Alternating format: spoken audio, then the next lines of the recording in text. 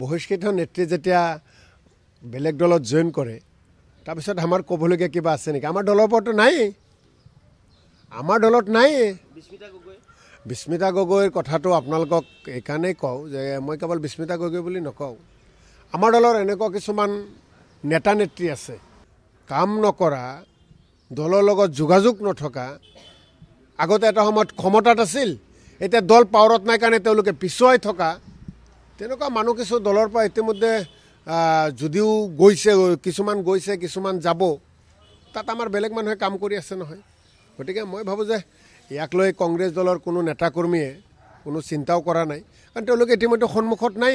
ৰাজনৈতিকভাৱে সচেতন ব্যক্তিসকলেও বিভিন্নজনে প্ৰশ্ন কৰে, অমুক নাই তমুক নাই, তেওঁ কিয় পিছুৱাই আছে।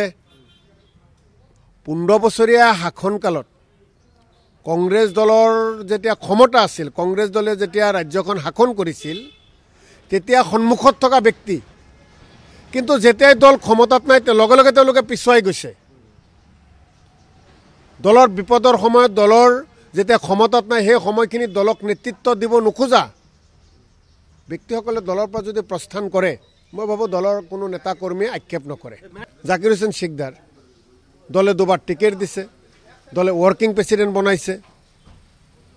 কালিলৈ যদি মই হঠাৎ দলৰ পৰা নোহোৱা হৈ যাওঁ, দলৰ হতাই কাম কাজ মই নকৰোঁ,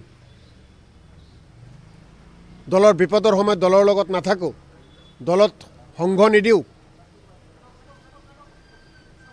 নিশ্চিতভাৱে দলে কি কৰিব পাৰে কওক? মই এটা কথা স্পষ্ট কওঁ, ক্ষমতাৰ সময়ত দলৰ লগত থকা,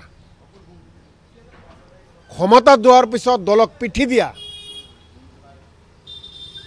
কোনো নেতাকৰ্মী দলৰ পৰা গ'লে দলৰ কৰ্মীসকলে আক্ষেপ কৰিব নালাগে।